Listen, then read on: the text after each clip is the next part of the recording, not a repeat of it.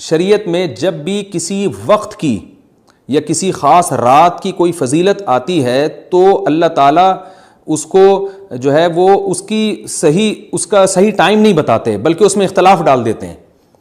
اس کی مثال ایسے جیسے جمعے کے دن حدیث میں آتا ہے کہ ایک وقت جمعے میں ایسا آتا ہے جس میں دعا لازمی قبول ہوتی ہے. اب ظاہر ہے وہ بڑا فضیلت کا وقت ہے, تو وہ وقت ہمیں متعین طور پہ بتایا نہیں گیا ہے, اس لیے علماء کا اس میں اختلاف ہوا. بعض نے کہا عصر کے بعد, بعض نے کہا کہ 2 خطبوں کے درمیان. لیلۃ القدر کو دیکھ لیں, لیلۃ القدر کی فضیلت میں قرآن بھی ہے, بہت ساری احادیث ہیں, لیکن لیلۃ القدر کی رات ہے کون سی یہ اللہ نے اس میں ابہام ڈال دیا. تاخراتوں میں 21 بھی ہو سکتی ہے, 23 بھی ہو سکتی ہے, بعض بلکہ حدیث سے 22ویں رات کا بھی ہونا ثابت ہے, زیادہ امکان 27ویں رات کا ہوتا ہے, تو وہ متعین نہیں ہے. علماء نے یہ بیان کیا اگر لیلۃ القدر کو متعین طور پہ بیان کر دیا جاتا ہے نا کہ یہی لیلۃ القدر ہے, تو بہت ساری اس میں جو ہے نا حکمتیں فوت ہو جاتی, جن میں ایک یہ بھی کہ اس رات میں جہاں عبادت کا ثواب بہت ہے, گناہ کا عذاب بھی بہت ہے.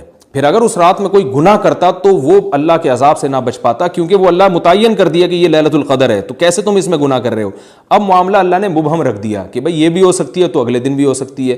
اور ایک فائدہ یہ بھی اس میں رکھا متعین نہ کرنے میں کہ لیلۃ القدر انہی کو ملے جو تلاش کریں, جو پورا عشرہ جاگیں گے ان کو لیلۃ القدر ملے گی. اگر اللہ اسپیسیفک دن بتا دیتا کہ 21ویں ہے, 23ویں ہے یا 25ویں ہے یا 22ویں ہے, تو بہت سارے لوگوں کو لیلۃ القدر مل جاتی. تو اللہ نے جو مبہم رکھا ہے نا, تو ایک رات کی فضیلت اللہ نے بڑھا دی مگر اس کی تعیین میں ابہام پیدا کر دیا تاکہ جو پورا عشرہ جاگے گا اسی کو لیلۃ القدر ملے گی, اس کے علاوہ ہر آدمی کو نہ ملے. وہ ایک اللہ کی ایک حکمت ہو سکتی ہے اس میں.